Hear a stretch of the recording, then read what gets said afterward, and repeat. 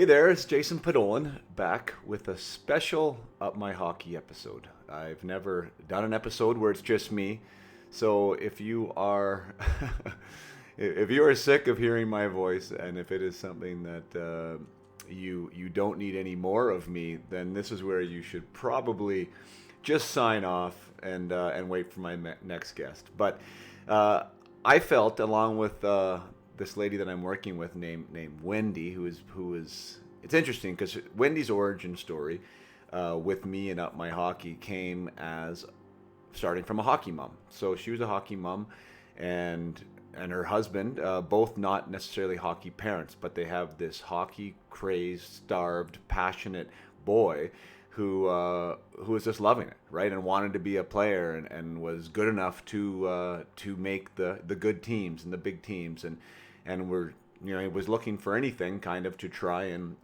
get better. And the podcast was how Wendy was introduced to me.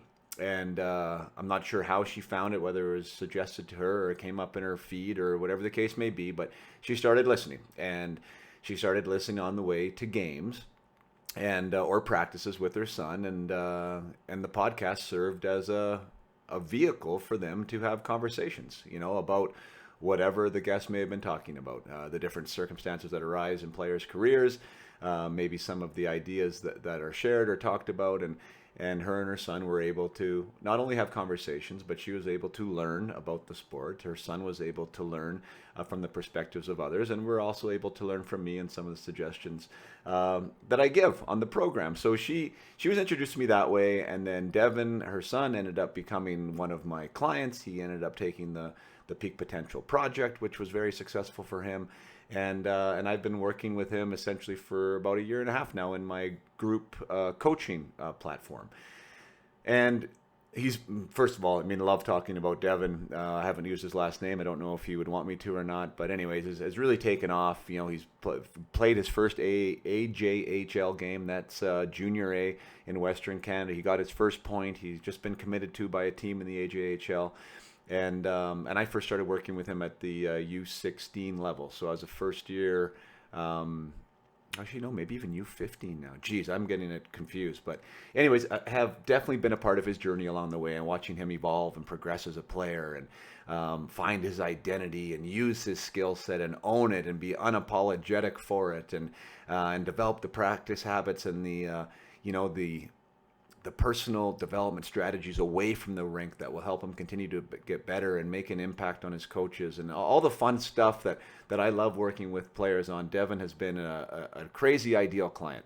And why that's relevant is because Wendy is into brand management and brand development and business growth. That's what she does. So then I ended up meeting her, and thought that she would be the perfect person to work with, because she was part of the origin story of a client, of what an Up My Hockey client looks like. And she thought that the podcast was an absolutely awesome platform. It allows people to get to know me.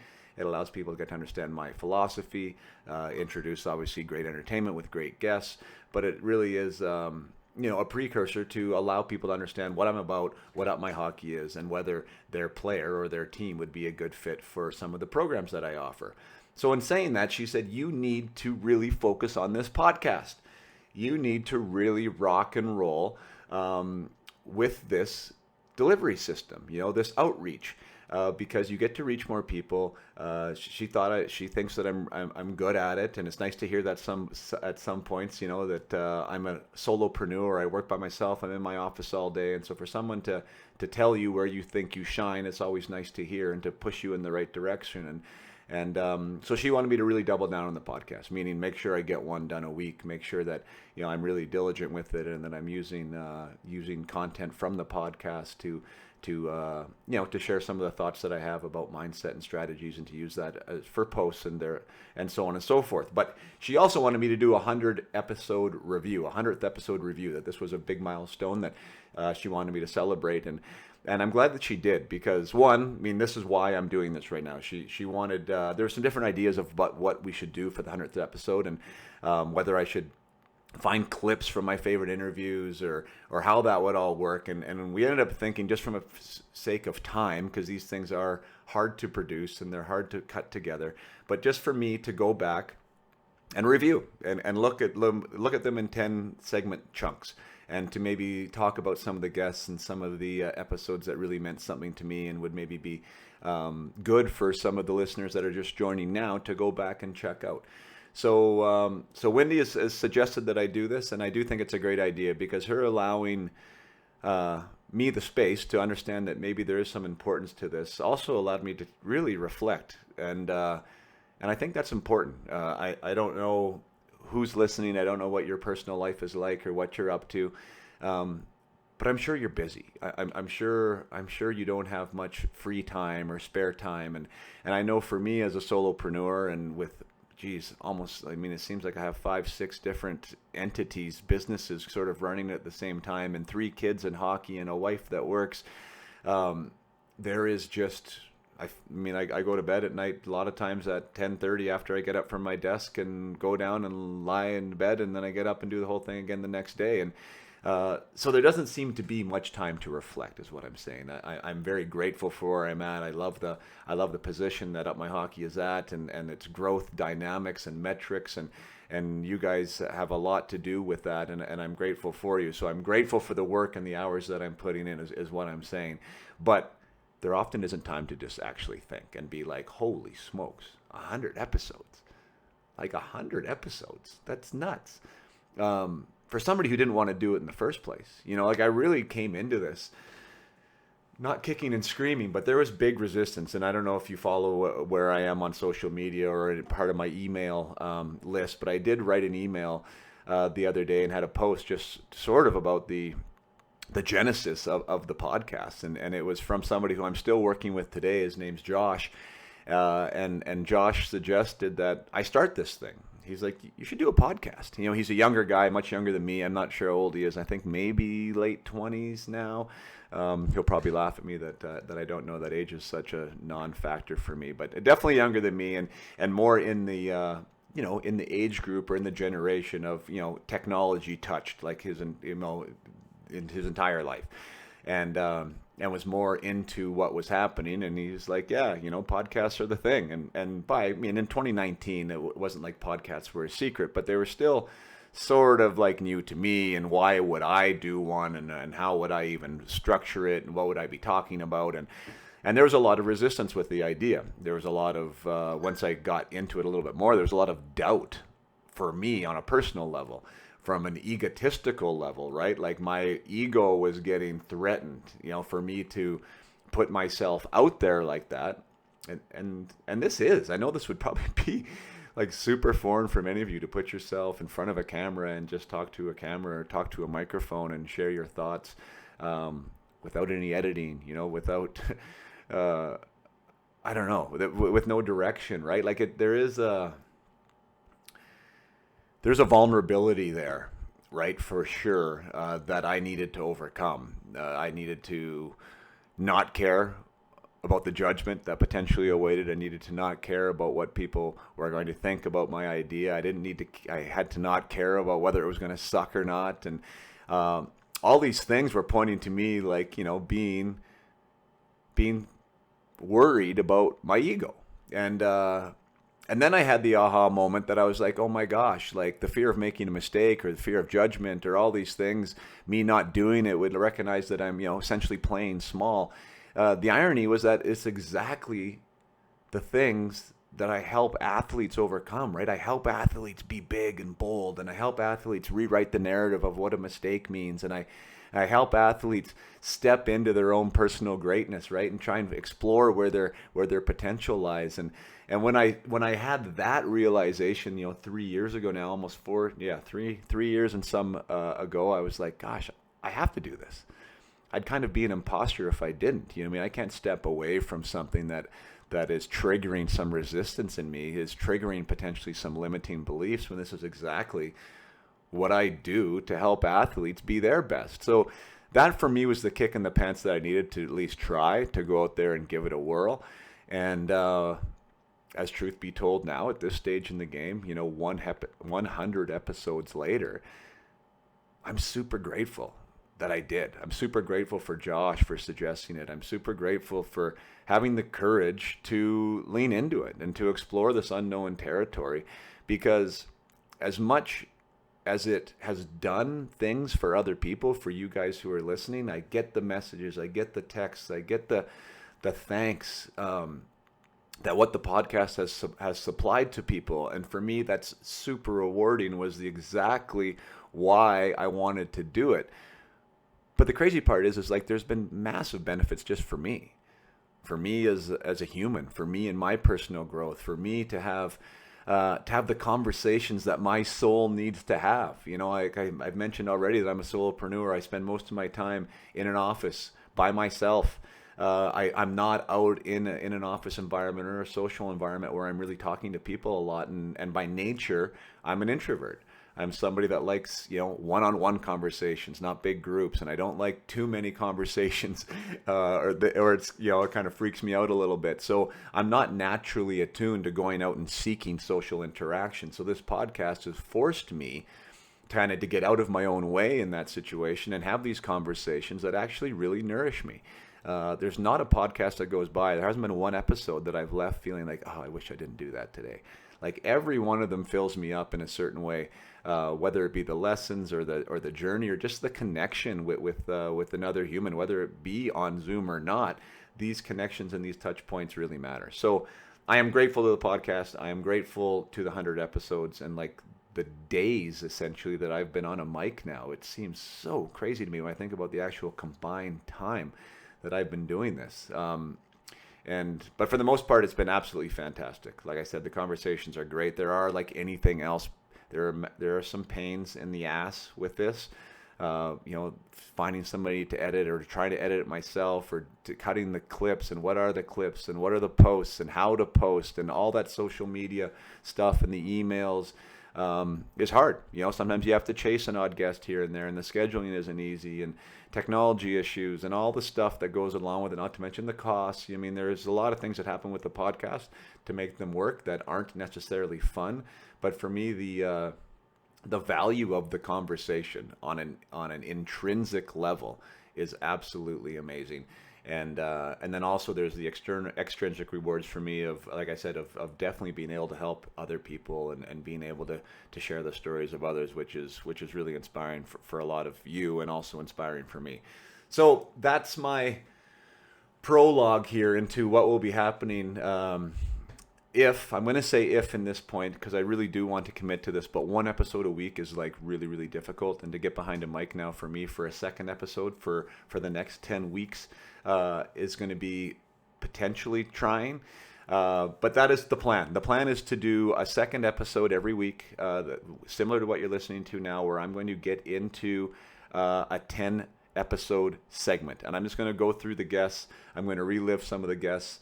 Maybe highlight some of the conversations that I am most grateful for, or have the fondest memories of, and maybe just to guide some attention for those of you who haven't listened to all 100. And I still have yet to have somebody email and say, hey, I have listened to all 100. One of my private clients' father, just in a Facebook group on Facebook, if you are there. It's called My Hockey Parent Group. It's a free group. It's an awesome community.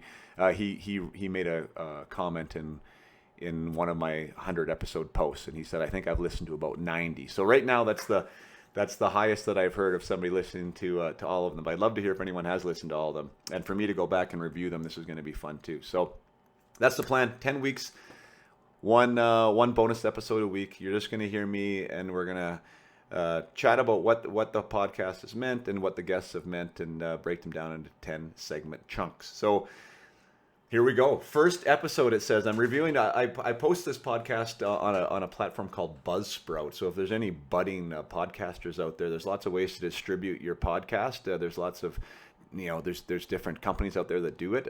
I got in with Buzzsprout. I really don't know how to compare them to anyone else, but they definitely do the job for me. And that's where I upload the podcast to, the audio version at least. And then you have to sign up in the databases of all the different places, whether it be, Sirius XM or Amazon Music or Spotify or Apple Podcasts, and they distribute the podcast to all these different entities. So I'm open in Buzzsprout right now, and it says December 1st, 2019 was episode 1. So holy smokes. Like I said, 2023 now as we record this. So 100 episodes ago, pre-COVID, pre-everything. And my first guest was Kevin Peterson. And thank you to Kevin. It's funny, too, because that is still the most listened to podcast, which actually surprises me. I mean, what that tells me is that when people find a podcast, the majority of them will listen to the first episode before they listen to the most recent episode. For me, I would always listen to the most recent episode, but it seems like most people listen to the to the Genesis episode. And Kevin Peterson was that. Kevin Peterson is a Western scout for the Arizona Coyotes. He still is working with Arizona. He had just started with them at the time, and he had come from a BC hockey, British Columbia hockey background, where he was working with the BRIC program, which is a program that tries to collect the best. What is it? I think it's first year Adams. So, U11, that would be 9-year-olds, maybe 10-year-olds in BC to go play in some of these big tournaments, like the Alberta Brick Tournament and some of these other big travel tournaments across North America in the summer. And I thought that he'd be a great guest because he'd seen high performance at a young level. He'd been involved in it. He also scouts National Hockey League amateur players, and it was awesome. I mean, we sat. It was actually an in-person interview. We sat in my office here. I don't know if I have that original footage posted anywhere, but I'm sure the audio sounds terrible. We didn't really know what I was doing, but the conversation was excellent. And so he was number 1. Kevin Sawyer, number 2. Kevin Sawyer is now a TSN analyst, and was even at the time. And he was a tough guy with my team in Spokane. My team, I guess our team. He was the captain of it at one point, so it was more his team than my team with the Spokane Chiefs. But his story about becoming a pro is absolutely amazing. Like what he went through, the doubt, like the closed doors, the not making teams, all the rest of it, to end up playing in the NHL, the greatest game on the greatest league in the world. That was a really fun episode with Kevin. I also had Daniel Briere, and I'm going to get back to Daniel, but we had Brad Larson, who was my first, he was an assistant coach at the time in the NHL for episode 4. He is now the head coach of the Columbus Blue Jackets. What an honor to have Brad on. He was a Vernon Minor hockey product with me. We won a World Junior Championship together for Team Canada, which, how crazy is that? I don't even know. I'm sure we talked about that, but Vernon has like 40,000 people maybe now. Back then, maybe 30. And of all the hockey players in Canada, of all the towns in Canada, of all the cities in Canada, Vernon, British Columbia, produced 2 players that played for the national junior team that won gold. I thought that was pretty special and pretty crazy. And obviously Brad went on to an NHL career, and to have him as an NHL assistant coach at the time was fantastic. And Brad is a great interview. Like, he is probably in this group. Well, anytime I talk to Brad, I mean, he's such a great guy to talk to, and that conversation is really good. If you haven't listened to that first episode with Brad, you definitely should. Trevor Letowski was episode 5, head coach of the Windsor Spitfires. He has now moved on to be the assistant coach of the Montreal Canadiens, another NHL team and representative. Like, how cool is that just even to watch? That was February 2nd, 2020. So 3 years later, he's up with Martin St. Louis as the head coach in Montreal. Trevor, an amazing hockey mind himself, and was super gracious to come on. David Nemirovsky, head coach of a KHL team, former teammate of mine in Florida, was episode 6. Andy Delmore, an ex-teammate, and now is still coaching too over in the OHL. Dusty Emu is an NHL goalie coach, Jack Campbell's goalie coach back in the day, to drop a name there amongst others. And then Tom Laidlaw and Tom Cowell rounded out my first 10. Tom Cowell, a 20-year NHL referee. That is a really off-the-radar episode. I think referees in general, I think that they're just kind of like, if you're not talking about them, I guess they've done a good job. And usually when you're talking about them, you're complaining about something.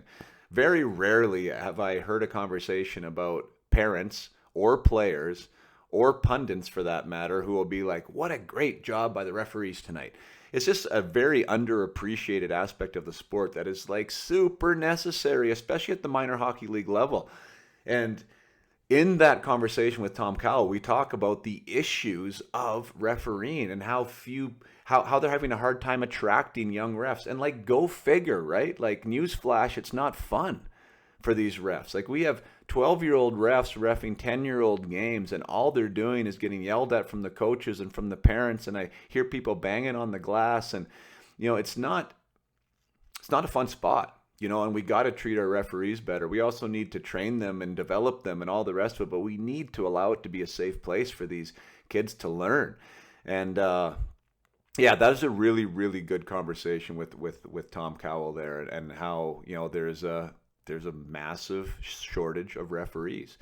And I just reflect on some of the conversations we're having now, like even with like the hockey players of today's generation. Like, it's harder for them to deal with adversity. It's harder for them to be told no.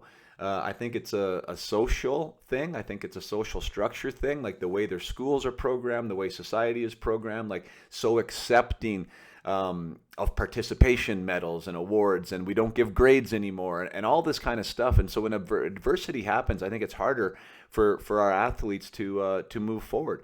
Now, if you pass that baton on to now a young referee who is one of three on the ice, and now they're having to get put up against, parents, adults yelling, screaming, coaches telling them that they're wrong. Like, who in the heck wanted to do that 30 years ago? Now, who in the heck wants to do it today? Like, there's less and less. So we have to create a safer space for these referees. But anyways, I digress, because that was episode 10, and it really was a good one if you want to listen. But I'm going to focus in on Danny Briere as far as my all-star pick here in the first 10. He was episode 3.